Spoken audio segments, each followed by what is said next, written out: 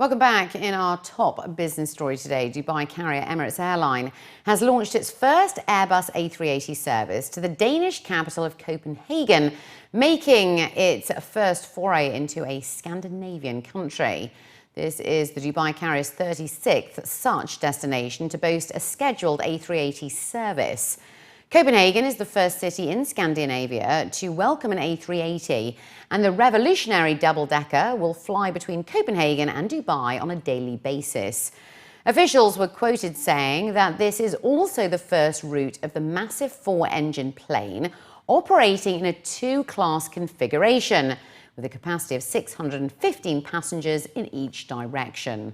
The average flight time between Dubai and Copenhagen is 7 hours, and a one-day economy class ticket costs around $540.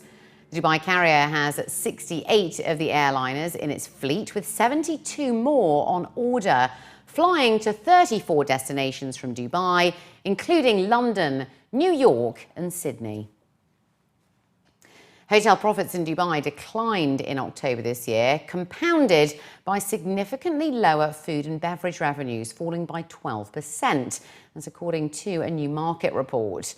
The latest report by HotStats revealed that in the month of October, revenue per available room in many of Dubai's 5- and 4-star hotels continued to experience weakening average room rates, falling by 8.1% to $312.08, while occupancy levels remained strong but marginally lower for the same period last year.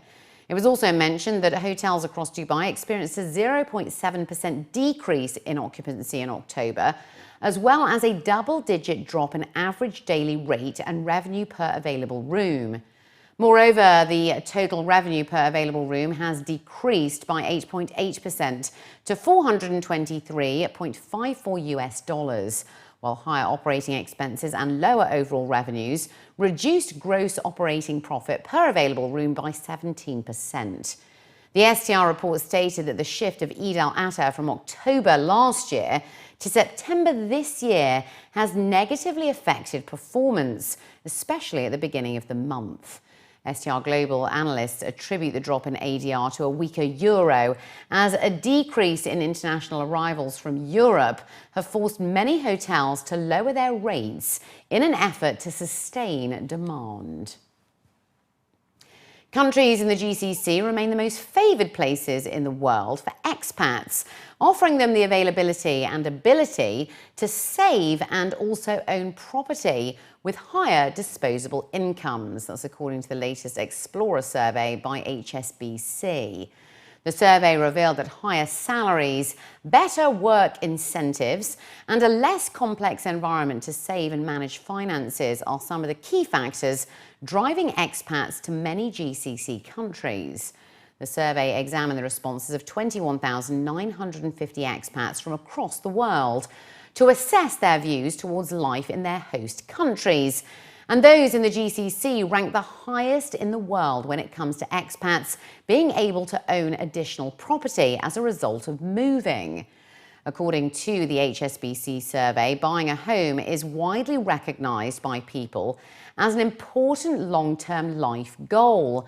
And working-age people in the UAE have the highest degree of confidence in property as a good way to generate income for their retirement, with over 8 out of 10 identifying with this sentiment.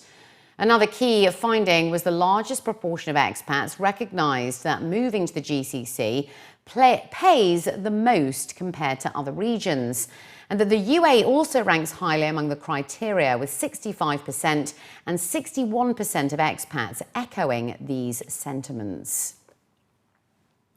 GCC Islamic banking assets have surged by 18%, as global Islamic banking assets are expected to reach $1 trillion this year.